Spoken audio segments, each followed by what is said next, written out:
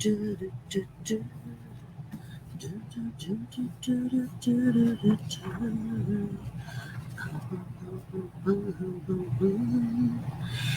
kia ora. Helen Brahms here, coming to you live from Sun City in Arizona. Hope you're having a super fantastic, sparkling day. It has been an awesome day. I just literally got back from getting my laundry done. That's it, done for now. I'm grateful that it's done. I hate doing laundry. I just have to say. Now, when Brad was alive, he would wash and dry the clothes. I would fold them and put them away.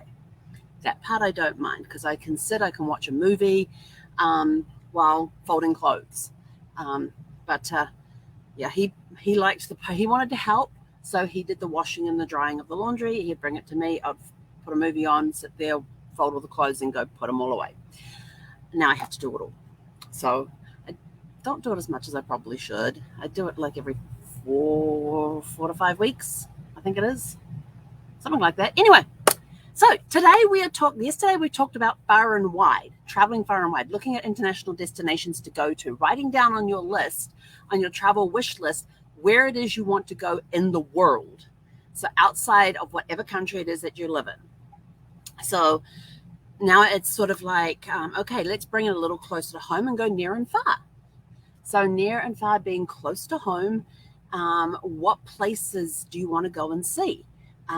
As a child, our parents were very fortunate. Our parents would take us away on most of the school vacations and take us to different parts of New Zealand. We'd get to go visit friends and relatives around the country. We'd get to see different sites around the country. And my parents gifted us kids with travel and taught us how to be a traveler within our own country. Because there are certain areas of New Zealand that have different cultures based on where you are. And the language can be a little different in the sayings. Like you've got, a beach house. It's in some places it's a batch, in other places it's a crib, depending on which part of New Zealand you're in. So the slang is a little different in different places. So we got taught how to be a traveler within our own country and to absorb the culture that we were currently visiting and that sort of thing as well.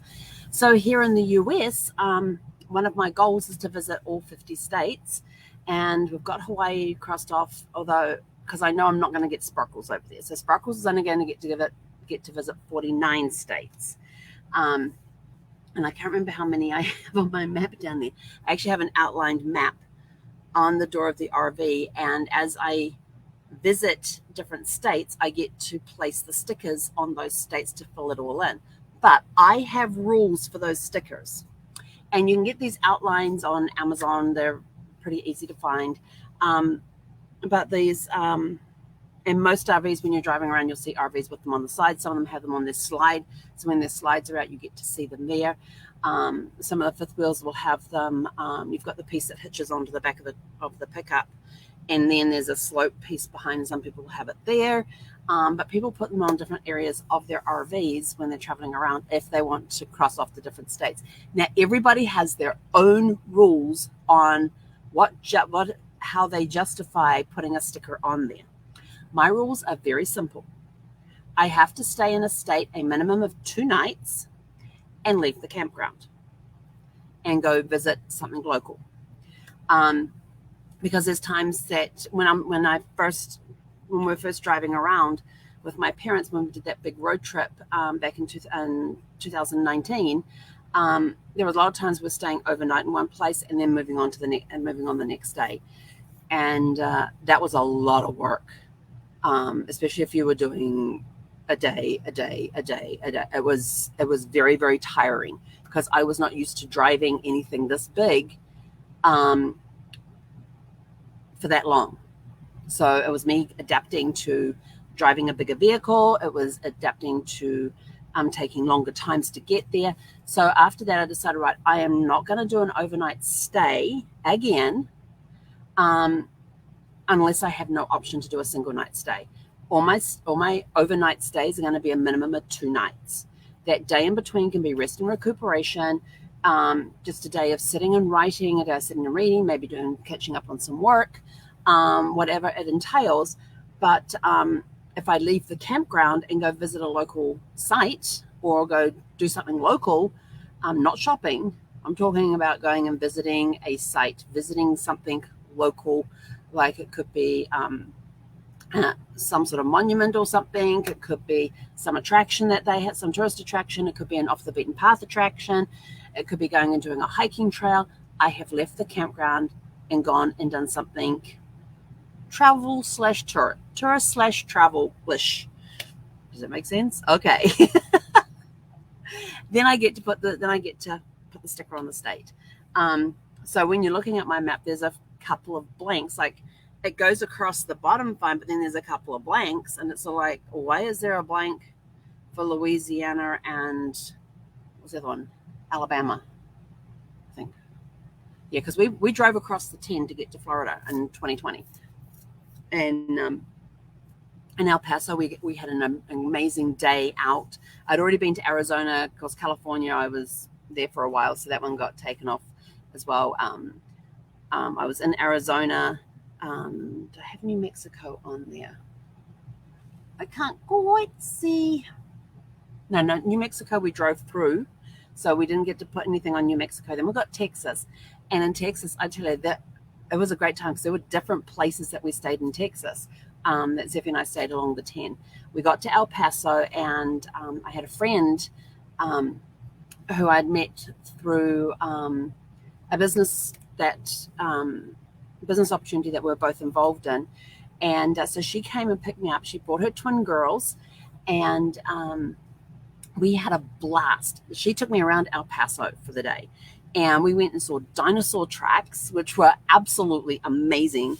And we went all these places we could take the dog with us. And I said, we're going to go see dinosaur. And she takes me off. I would not have found this place by myself. I tell you, if somebody had told me, you can get to go see dinosaur track, okay, where we went, I was sort of like, how the hell is somebody supposed to find this? And we go up into this gravel area, and we pull off the side of the road, and we get out and we go for this walk down this trail. And there are these dinosaur tracks in the rocks. But the dinosaur tracks are standing out. They're not imprinted, they're outprinted. That makes sense. So, normally when you see tracks, you see the footprint. This one, you're seeing the relief of the print. So it was actually raised. And the reason it was raised, and I said, hang on, those look like that. And she says, yeah, according to the geologists and all that, what had happened is that the dinosaurs had walked along there, leaving, of course, their footprints. Then there was this massive earthquake or something came through the area, and it flipped this rock out from under there and kind of turned it on its side. So you got to see the reverse side of the imprint of the dinosaur tracks. That's really cool. So we got to see those. I would not have known to have gone and looked for those. So we got to see those. We went to, she took me to the, what was the name of the army? The huge army base there. There's a big army base there that she had actually served on with her husband. They'd actually both served there. Took me on a drive around there. We got out, we walked through their they had a downtown area. I mean, I've been on military bases in New Zealand because I was in the Air Force. Our military bases are nothing compared. I mean, ours would be about this big compared to the US military bases. It was just incredible. I mean, we went down to this shopping area, and it was like an outside mall. I'm like, this is amazing. And, in New Zealand, we would have the canteen, we would have the mess halls, we would have the canteen. I think we called it the canteen. It was like a mini grocery store, a mini department store type of thing. And we'd have one per base. But this here, you had shops, like well-known brands in there. They had movie theaters. We had a hall that was used as a multi-function thing. It was movies during the week. We had get-togethers and dances and parties and that sort of stuff in there, maybe on weekends and that sort of thing. And they were quite often themed. And there was a group of girls and us and I that would get dressed up in whatever the theme was. I remember I made a poodle skirt one time, and I couldn't find, I bought a patch. My poodle was about this big on my poodle skirt because I couldn't find a big poodle to stick on the skirt that I had made. So I had my little poodle on my little poodle skirt, on my poodle. I had a poodle skirt with a little poodle. But it was, so we got to drive around this, and then she takes me over and shows me the sugar house.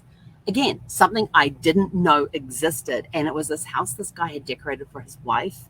And like the whole outside, all the decorations were made to look like they had been made out of sugar. and it was called the Sugar House. Like the entire yard was covered in the stuff that was meant to look like sugar. And the whole fence was done this way. There were pieces outside the fence that had been done, and you could basically walk around 360 degrees of this house because of where it was situated. But 4 sides of it were all decorated. It was just sort of like, okay, this is. I've seen some houses that have had some decorating in this time, but this was nothing like I had ever seen before. So that was really cool to see that. Again, something I wouldn't have known to look for had I not been with somebody local. So when it comes to doing local stuff, who do you know that lives locally that could tell you about places like this in the areas that you're visiting, that you wouldn't know to go to? It could even be like a restaurant. And I kept seeing this Whataburger sign. And I said to her, I said, what is Whataburger? I said, I'm seeing it everywhere here. She said, you never had Whataburger? I says, no. She says, girls are having Whataburger for lunch. And the girl's like, yay. And I'm like, what is it? So I had my first Whataburger. We had that for lunch, and we took it up to the lookout area. Unfortunately, it was too windy to sit outside, but we sat in the truck and ate our burgers and all that. And Zeffie was quite happy with some fries and a little bit of burger. She was happy for tidbits. And so it was a really cool day out. The places we went to, I would not have known about had I been there as a tourist, had I picked up a tourist book. These places were not in the tourist books. So unless you know somebody local. So what attractions and this is why I love staycations. It's going out there to investigate the area in which you live. What can you do for free? What can you say? What is something that's really cool that's not on a tourist list somewhere or on a tour guide somewhere? And so that's always something really cool to go and investigate and things like that. And so when you go to a town, so if I came to your town or your city and I said, take me where the tourists don't know where to go, where would you take me? I remember being in, and this is what I do when I'm in different towns when I was traveling and like flying into areas and things, is I would ask the Lyft driver or the Uber driver, I'd turn around and say, okay, I'm here. I've got a full day here. I was in Milwaukee. I said, I've got a full day here. And he was actually driving me over to Walmart at the time because I needed an extra suitcase to go home. And it was just a carry-on size. That's all I needed. And I said, okay, after I've been to Walmart and I get back, I said, I want to go somewhere in Milwaukee that is not anywhere else in the United States. What do you have here that the locals know about, but tourists may not know about and is not available anywhere in the United States? And he thought for a minute, he says, you need to go to the domes. Right, the domes? He goes, yeah. He said, there's these 3 big glass domes. And within each one, they've got one that they change the exhibit in there. I'm like, okay, interest peaked. The second one is done like it's all gardening. So the second one is done desert, and they've got different plants from all over the world that live in desert environment. And the third part is tropical, and they have plants from all over the world that live in subtropical or tropical locations. I'm like, well, that sounds really cool.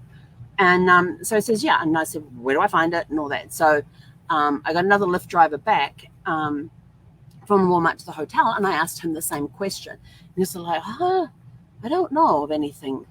And I'm like, okay, a hint for the Lyft drivers and the Uber drivers and taxi drivers, you guys need to know what is available within your city. Because if you get somebody like me that comes in and says, what can I go and see to do today? And I don't want the regular tourist stuff. What are you going to tell me? Where can we go? So think about things like that. And so I got back to the hotel, did what I needed to do, and then got on the Lyft app and pulled up the dome thing and said, that's where I want to go, and went off. I was there for like 2 or 3 hours just walking around these 3 domes. They were incredible. And I'm not a gardener, but I appreciate gardening, and I love walking through botanical gardens. I love walking through parks and seeing all the beautiful gardens that they have, and especially if they're themed. Those are really cool. And this one, you walked into the one where they change it every now and again, and they had ponds there, they had bridges, they had a gazebo. And the woman at the door, I told her how I'd found this place, and she's like, keep your eyes open for the fairies. The fairies? She's like, yeah, we have fairies hidden throughout the garden. I was like, okay, I have a mission. And so I'm walking around, and there's beautiful flowering plants. I've got no idea what any of them are called. Some of them are labeled, some of them aren't, but they were just absolutely glorious, and they're beautiful. They were just gorgeous. And I'm walking around, and all of a sudden I'm like, hang on. And I went back, and there was like this little fairy house with a little fairy front yard, and there was a fairy sitting there. And it was just all these little fairy houses and things set up throughout the gardens. There was even like a toadstool done up as a fairy house, and it was really cool to be able to go through and spot these as we were going through. And I got pictures of most of them. And then there was some strange looking things that I would take pictures of and go and post it on Facebook, go, what do you think this is? And get people guessing what they were. And did that first dome, went to the second dome, which was all the desert stuff. So you got all the succulents and the cacti, and it was fabulous. They had different plants from all around the world that survive in desert climates. And then we went to the subtropical one. Oh, that was humid. It was thankfully it was cold outside, because it was like February, March, somewhere around there. So it was cold outside. But it was beautiful and warm. I was just a little over warm, so my coat, of course, was off at that point anyway. And again, I'm finding these little fairy gardens, and I'd found them in the desert area. I was finding them in the subtropical and the tropical area, and some of them were up a little higher and had like this bowl of water, which was like their pond, and they had their little lake house there. And so it was really cool. And then there was this one that had these strange things that were about this long that were just hanging down from this tree. It was like this big giant pod. I can't remember what it was, but if I go back through my photos, I can, because I've got it written down. I've got the picture of the tag thing. But it was just a fabulous 2 to 3 hours. And then I went through their visitor store afterwards, and just had time just browsing through some stuff that was done by local artists. And then there was just like the regular tchotchke type stuff. But it was a great way to kill 2 to 3 hours. And it was something, again, I wouldn't have known about had I not asked. So what things are in your town and city that you want to, that is not anywhere else in the US, that is unique to your area, that you want to show off to other people visiting? Then when you're planning your road trip, what do? What states do you want to go and visit? Like I said, I want to go visit all 50 states. So we have some really good books on one, and I've got me a few books to start getting ideas on where I want to go next. So this one is USA's Best Trips, 52 Amazing Road Trips. Whether they're RV friendly or not, we'll figure it out. But it's split up by, this one I haven't been through yet. It's split up by regions. So you got the New England region, New York and Mid-Atlantic, Florida in the South, the Great Lakes, the Great Plains, Rocky Mountains, the Southwest, California, Pacific Northwest. And they're all color-coded on the little map there, and then you can see they're all color-coded across here as well. So you can go to those areas, especially if it's a particular, okay, I want to organize a trip to go up to see, I want to go up to South Dakota and North Dakota, and I want to go up there. So what else is around there? So there's that one. National Geographic has Scenic Highways and Byways. Scenic Highways and Byways, 300 best drives in the US. I love scenic drives. And those are the times the most that I wish I had somebody in the passenger seat to take pictures as we go along, or drive so I can take pictures. 50 states, 5,000 ideas. As you can see, I've started going through this one. I've already started flagging places in this one.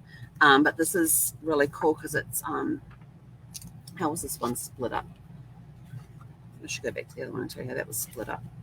This one is United States and Canada. Okay. United States goes from page 8 to page 223, and then Canada from 224 to 281. So they're in order by state name. And it's got a couple of things, there's Georgia, they've got to talk about the cities and things in there, and the landscapes. You got Hawaii in there, Louisiana. So I've got some places bookmarked of things I want to see. Like this one is Texas, and they've got the Longhorn Cavern State Park. I thought that sounds really cool. It includes a hill. I need light. Hang on. The light above is not working today. Oh, there we go. Includes hill country cave that provided refuge for Ice Age animals, Native Americans, Confederate soldiers, Wild West outlaws, and Prohibition bootleggers. I'm there. That's somewhere I want to go visit. So, it's got things like that that I've already bookmarked. So I've done the initial glance through, done some initial markings up in here, what I wanted to do, and flagged and that sort of thing. Then the last one I have is 100 Parks, 5,000 Places. And this, again, National Geographic book. And this is all US, if I remember correctly. Hang on, I've got to go to the thing. Oh, and it's also got Canada in here as well. So you got parks of the United States, parks of Canada, then it's got New England, New York, the Mid-Atlantic, the South, the Midwest, the Rocky Mountains, Southwest, California and Nevada, the Pacific Northwest and Alaska, the American tropics, and Canada. So this one I haven't been through yet. Like, I've done like the initial flip through. Oh, that's a cool picture. Look at that picture. Isn't that awesome? That's really cool. But these books are just to give me ideas. And then if I know of people who live in those states, guess what? They're going to be getting a call from me or a message from me when I start planning the road trips and stuff to say, hey, where can I go visit in your area? I'm coming to your area. Take me to places that aren't anywhere. And this one, again, is split up. This one here, the Scenic Highways, is split up to New England, the Mid-Atlantic, Southeast, the Great Lakes, Great Plains, South Central, Southwest, Rocky Mountains, Northwest, and Far West. Badlands. I'd heard about Badlands. Where are those? Badlands National Park to Wall on South Dakota. Place to go visit. But, it's just to give me rough ideas of what's available to go see, because, yes, I still will do the touristy spots, but I also want to get off the beaten path and visit the areas that are not so well known to tourists, because I like getting into and if they have secondhand bookstores, I'm there. I love secondhand bookstores. I love looking through antique stores, flea markets. I love looking through those. You find all sorts of treasures. But then I also have to remember too, I'm very limited on what I can get, because I have very limited space within the RV, and I can't get anything breakable, because I've got to figure out how to pack it and store it in the RV so it will not get broken. So that has to be taken into account as well. But yes, I do love poking around flea markets and antique stores. I love secondhand bookstores. You find there's amazing finds that you can find in bookstores, some really cool books and things. And I've even had I was in the library today while the laundry was being done, and there was the guy came in with his daughter, and he was looking at one of the books. He pulled one of the books off the bookcase and was reading the back of it and flipped through it and goes, oh, there's a Christmas card in here. I says, oh yeah, you'll find all sorts of things in books. And you find letters that people have written that they've tucked into a book to use as a bookmark and forgotten it's there when they've donated the book. You find photographs, there's cards, not just Christmas cards, but just any cards, postcards. Postcards are my favorites.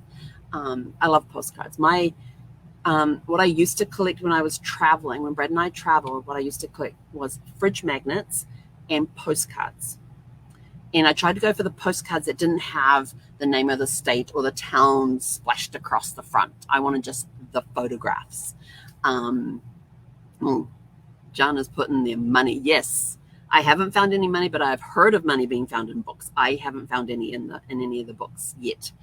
But it's amazing what you can find. And people will even have like books that they've written a note in. Recipe books are awesome. Secondhand recipe books, because some people will put notes in the margin of changes that they have made to the recipe, or they've found that instead of using a cup, only use a third of use 2/3 of a cup, and then do a third of a cup with this. So you split the flour up in between, and they've said that's worked out well. So you've got little hand notes written into recipe books on changes that they've made to the recipe to either improve it or make it a little, make it more to something that they can eat based on whatever their diet was at the time, and if they had dietary restrictions and stuff like that. So those are always fun to find, and you never know what you're going to find. But those are some of my favorite things. And there's a town. There's a book I have, but I have a feeling it's packed in a box in the storage unit. And this was a really cool book. It was something about unusual or unique places to visit in the US. It was something like that. And I remember there being this town. And this town had a railway track that ran through it. I can't remember if the railway track was still active or it was no longer active. But on a certain day, at a certain time, the sun would shine exactly in the middle of the tracks. And this was an annual event. They had a big festival about it and all this sort of stuff. I thought that would be really cool to go see one year.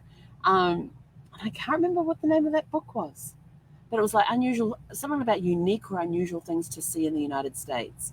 And this was this one town that the sun would be like a spotlight in the middle of the train tracks on a particular day at a certain time, and they had this whole festival about the light on the tracks. I wish I could remember that one. Yeah, I can't remember that one. But there's some really cool stuff out there to go see if you know where to go to look for it. And there's interesting facts that you can find out about things along the way as well. When you find out these things, how did this come about? How did somebody notice this? There was one town that probably doesn't have any occupancy anymore because at the time that the book was written, the town had its population was one. There was a woman who lived there who ran the post office. She was the only person who lived in town. She also ran the general store, and she was the mayor and the council. She even sent herself water bills, so she would pay her utilities every month. She would pay her utility, even though she was paying it to the council. She was, a member of this town, and she had this and she knew everybody that was within a certain mileage of this because she was like this one-person town in the middle of this great big area where there's a lot of farming communities and stuff, and like they were all outside the town limits.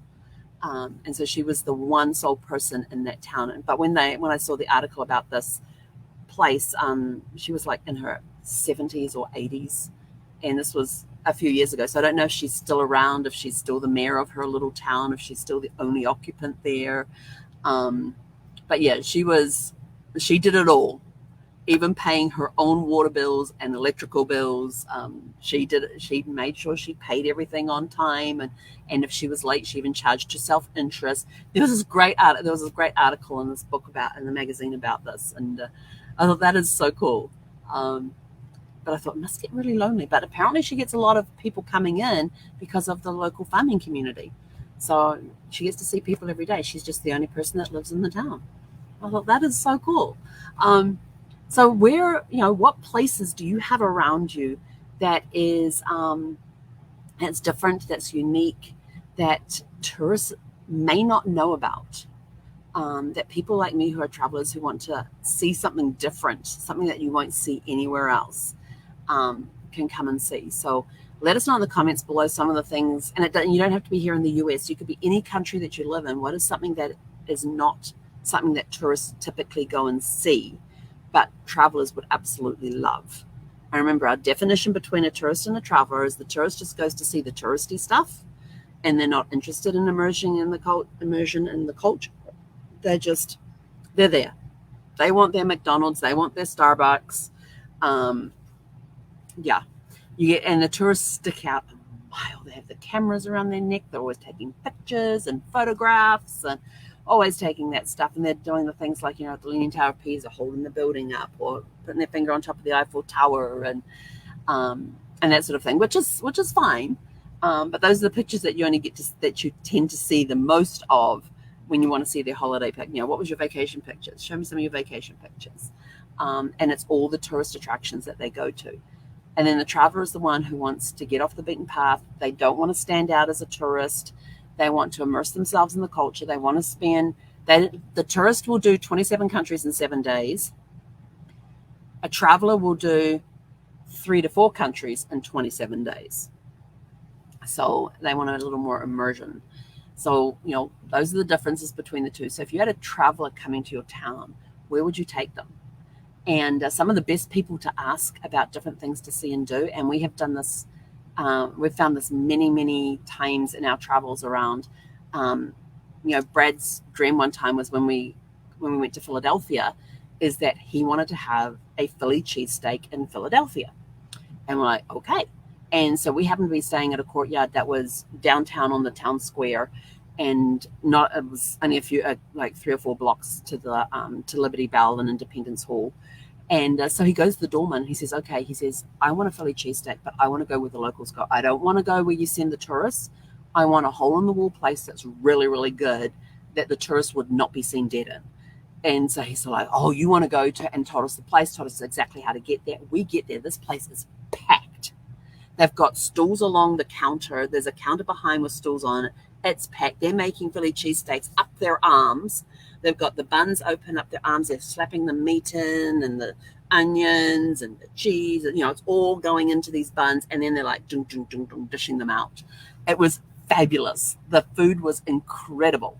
So that was one place that we found. When we were in Hawaii, we were on the Big Island. And we were going to go to the Volcano National Park. And so again, Brad goes to the doorman there and he says, okay, we want to take the kids out for breakfast. We're heading over to the Volcanic National Park. We want to take the kids out for breakfast, but we don't want a chain restaurant. And he says, oh, you want to go to the Hawaiian Cafe? And we're like, okay, where is it? And so he told us that as we're going around the road at the top, he says, you'll go past the strip of, he says, you're going to pass it. He says, you'll go past the strip of like about 5, I think it was like about 5 or 6 stores in it. And there's one that's bright blue. And he said, that's the Hawaiian Cafe. And you want to go in there and you want to order the Big Moco. And we're like, okay, Big Moco, blue store. We'll drive past it. And it's about 20 minutes down the road because he told us how far down the road it was. So we're driving along there and I said, we just passed it. He said, we'd pass it because it doesn't register immediately. You don't know when it's coming up. So we turned around, went back and parked. And we walk in and there's a U-shaped counter there with the cook behind it. And there's stalls around which were all occupied. There was 2 or 3 booths on each side, all occupied. And the guy says, you guys want breakfast? We're like, yes, please. He says, oh, just go through the door back over there. And we hadn't even seen the door because you couldn't see it from the door of going into this restaurant. We thought this part was it. We're going to have to wait for a table. So we go through the door and there's this huge dining area in the back there. And we're like, okay. So we got taken to a booth for the 5 of us. And I looked across and I said, this is a really good place to come. And Brad says, why? I said, the local cops are here. And they were sitting in a booth over in the back corner there and all in uniform and everything else and having their breakfast. And I said, if you ever want a good place to go eat, you ask taxi drivers and you ask first responders. They know the good places to go. And he's like, oh, good to know. I says, yeah. I said, and so we had this fabulous breakfast and we didn't realize how big the Loco Moco was. And so Brad and I ordered one each. The boys ordered like pancakes and French toast. And these meals were like $5 a plate. And this is back in Christmas of 2000. So don't know what the prices are like. Don't know if it's still open. But they come out with these plates. The French toast was this thick. There were 6 slabs of it on a plate. The pancakes came out and they were probably about 10 to 12 inches round each one. And there was 6 on a plate. Then the Loco Moco came out. Had we realized how big this thing was, we would have had one between the 2 of us. We had so much food on that table. And I know that the boys were growing and they can eat a lot. But even this meal beat them a bit too. And the Loco Moco came out on an oval plate. And it was piled high. There was this bed of rice. There was a 1-pound hamburger patty on top of the rice. There were 2 fried eggs. And the whole thing was smothered in gravy. And I looked at this thing and I looked at Brad's and I said, we could have got one between the 5 of us. There was so much food on that plate. And so I just thought, I'm just eating the hamburger and the eggs. The rice I really don't care about. I'm just eating the hamburger and the eggs. But it was a really good breakfast, great food. And again, we had asked somebody local. So when you're traveling around and you want to know the good places to go, the good places the locals go to eat, ask somebody local. If you're staying at a hotel, ask the doorman, ask the person behind the front desk, ask the concierge, the place, and you want to word it so that it's the place the locals go to eat, not a place a tourist would find, and a place a tourist cannot find. A little hole in the wall restaurant that's really good food that locals absolutely love. Yes, you'll stick out because, the locals get to know the locals in that place. They get to see who comes in. So you being a fresh face, you will stand out, but you found the place, and that's always a good thing. So think about the areas that you live in. What is local in your area that is nowhere else in the country that you live in? Something that is very unique that tourists don't know about, but travelers might. So if I come and knock on your door and say, show me your city for the day, or show me your town, show me the area that you live in for the day, where would you take me? I'm going to leave you with that thought. So think of places that you want to go and visit. Write down the list of places within your own country that you want to go and visit. Add that to your list. We had the far and away. Yesterday, which is going international. And what are the places within, today is near and far. So what are the places within your country, within your local area, within your province, within your state, depending on how your country is split up, your territories. What are some of the things within your own country that you would like to go and see and experience? And that's it from us for today. We will be back tomorrow evening, and we actually have a guest tomorrow. And I don't think we're going to get to talk with Emmeline tomorrow, and she is an amazing, amazing person. You'll find out more about her. We'll be on at 6 p.m. Pacific time. So come join us and come meet Emmeline. And she is just such a sweetheart. Oh my gosh. And the theme I have given, and when I've told the guests that they're coming on, the theme I have given them is, this is before the Dirt Nap show, before the Dirt Nap podcast. The theme is live your best life now. And that's all the direction that they have been given as far as what to talk about.